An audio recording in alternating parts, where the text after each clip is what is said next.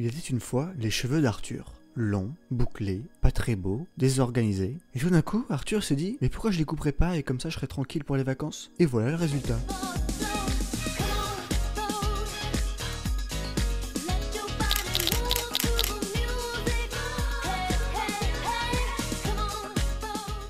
Et YouTube, et dans cette petite vidéo, on va parler de sujets super intéressants sur Mars, parce que en fait, demain je pars en vacances, donc je voulais faire des petites vidéos avant de partir, toujours une vidéo par semaine. Je vais essayer de tenir ce rythme, donc ça sera aujourd'hui sur Mars, un peu de science, ça fait super longtemps que j'en ai pas parlé, parce que c'est Perseverance. Qu'est-ce que Perseverance? C'est le nouveau robot martien de la NASA qui va aller sur Mars le 18 février 2021. Là, il a décollé aujourd'hui, on est le 30 juillet, tout s'est bien passé d'après la NASA, super décollage, super cool, et il va atterrir dans le cratère J0.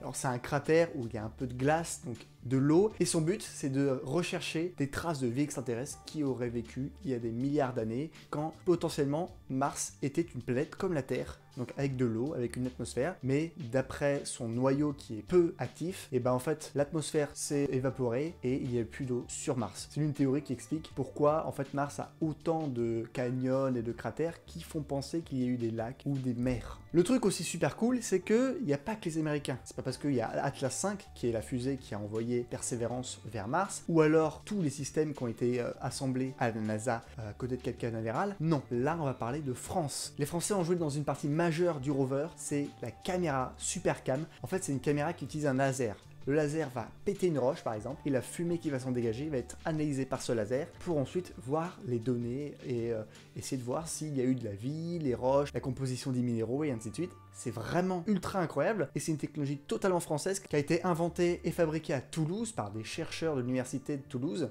En plus, elle a déjà été utilisée par une version antérieure sur le dernier rover de la NASA qui est Curiosity, et maintenant avec la nouvelle version ultra améliorée avec beaucoup plus de choses, et ben on va carrément avoir des données incroyables. Sachant que Curiosity a parcouru une vingtaine de kilomètres sur Mars et en plus a fait 700 000 tirs de laser, donc 700 000 échantillons qui ont été analysés. Ça fait plusieurs années, ça fait depuis 2013 ou 2012, je ne sais plus, que Curiosity a déjà quitté la Terre et est sur Mars. Donc maintenant, Perseverance, qui est en plus gros qu'une voiture, ce qui est assez incroyable. Je pense qu'on va voir des images monstrueuses en 4K et on va enfin peut-être trouver de la vie sur Mars, ce qui serait complètement incroyable.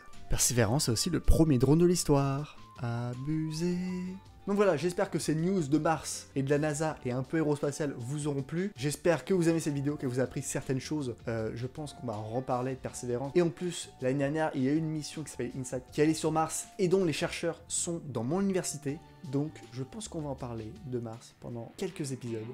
Je vous dis à plus à la prochaine et merci d'avoir regardé.